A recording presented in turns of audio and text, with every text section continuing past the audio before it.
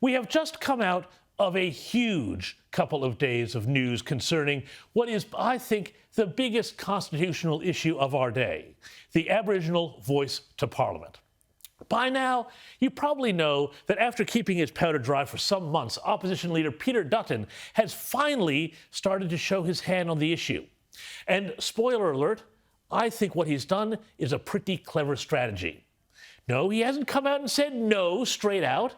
Instead, because that would, of course, risk a fracturing of his party room, with there known to be at least a few pro-voice MPs who would almost certainly cause no end of trouble both internally and in the press, and also because it would cause a head-on fight with the Albanese government, which is, I believe, just what the PM wants to happen.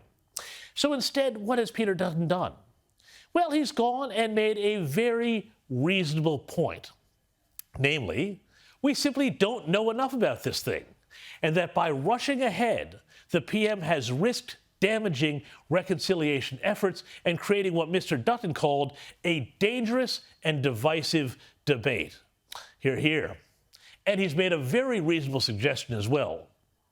If a voice to Parliament is really so urgent, so necessary, why not simply legislate one through the Parliament when it comes back in a couple of weeks?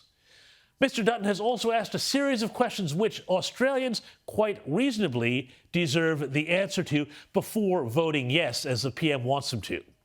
These include, will the government clarify the definition of Aboriginality to determine who can serve on the body? How much will it cost taxpayers annually? Who will oversee the body and ensure it is accountable? I think this is a particularly important one here. Will the government rule out using the voice to negotiate any national treaty? And how will the voice effectively address the real issues that impact people's lives daily on the ground in the community? Now, these are all really important questions, and I would add a few more. Like, what is the remit? I mean, if all laws passed by the federal parliament apply to all people, how do we know what laws this is supposed to be about? And why not make it clear in the text that this is about certain things and certain things only, and not risk leaving that question up to future parliaments or, dare I say, the High Court? And of course, there is also the question not just of who is allowed to serve on the body, but exactly who it is aimed at. Now, supporters of the voice would have us all believe that the answers to these questions are already out there, that there is no threat to our constitutional arrangements, and that anyone who asks any questions about this is just a redneck or a racist. And what has developed is a sort of doom loop of virtue and appeals to authority, where you see what happens here. Supporters of the voice look to each other to back each other up. You know how this works. Like, for example, a so-called expert panel of voice supporters say there is no trouble with the voice constitutionally. And so that inspires 1,000 op-eds by yes case people saying, amplifying that idea. And then what happens next? Well, then dubious academic so-called fact checkers come in.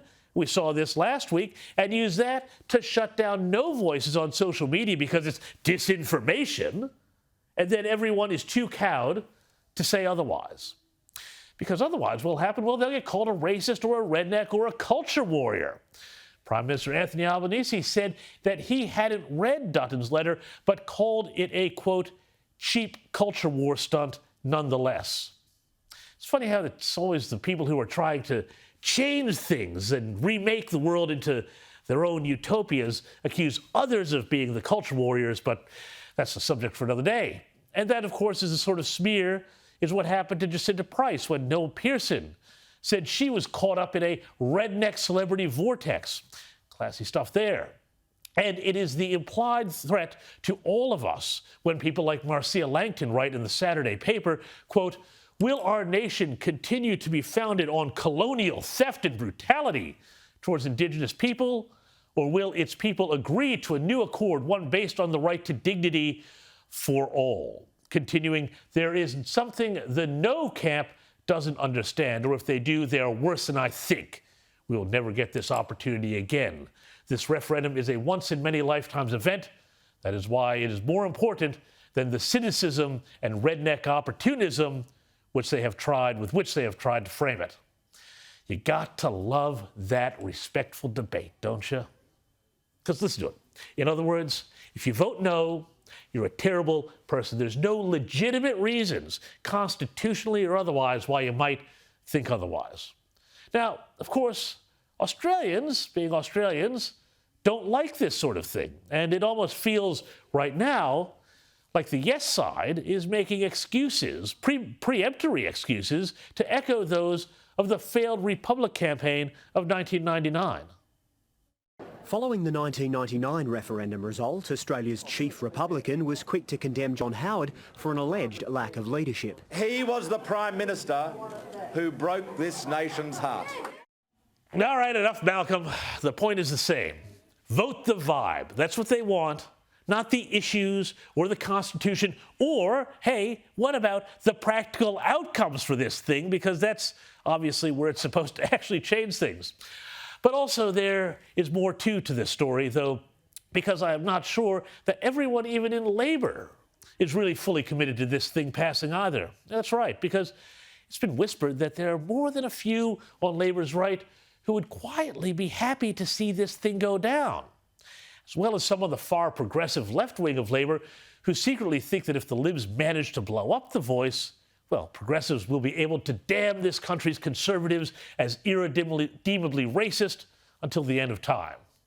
Well, they're already trying to do that, so why should they change their tune now? Meanwhile, there was another news item today that caught my eye when I was reading the papers that I thought you should know about. It is this. Today it was reported that the Business Council of Australia, which represents big business across the land, wants, surprise, surprise, to keep ratcheting up skilled immigration to flow with the GDP, to grow the GDP, if not necessarily your share of it. In a submission to the government, the BCA said, check this out, quote, to give certainty for long-term planning, the government should consider setting Australia's permanent migration intake at a percentage of the total population over the long term, they said. Well, and they continued, this government should also provide a 4-year look ahead for permanent migration numbers in line with typical government budget cycles. Got that? They only want immigration to increase, not only want immigration to increase, but they want the number of migrants to keep going up as a proportion of the population. Now, I'm sorry, and I say this as a migrant here myself, but I've got a lot of problems with this. The BCA's view is very much that people are widgets, interchangeable from country to country and job to job around the world. The implication with this is that things like culture, cohesiveness don't matter, and that you can just, drop people into Australia and assume they'll magically become Australians or something close to it, and that the GDP that comes from building more roads and hospitals and schools and suburbs, all of which leads to more congested lives, leave us looking technically, if not in fact, ahead, as people have to deal with the traffic and crowding and everything else. The other problem, too, is that this attitude that if we need the hard stuff done, technical, mathematical, scientific stuff, well, we just import more people from overseas, I believe is one of the reasons that over the past 20 years, under both flavors of government, our schools' performance in international math and science exams have declined markedly. So here's an idea. What if we, crazy thought here, encouraged Australians to have more children and educated those children well, rather than simply importing more people from overseas? Rashida Campbell, writing in The Age today, raised the prospect of another baby bonus, like we had under Peter Costello when he was treasurer, and she made the point that what is necessary to really get birth rates growing is optimism about a society. Now, she's correct about that, and I have to say it is hard to be optimistic about a nation whose elites keep on telling everybody else that we're all irredeemably racist and terrible. But what if there were other things that we did? Like, for example, income splitting, which reduces the tax burden of parenthood and one parent taking time off from the workplace. Or even going so far as Hungary, which has gone so far as to give women who have babies before the age of 30 income tax exemptions for the rest of their lives. Now, some people may think that's extreme, and perhaps it is.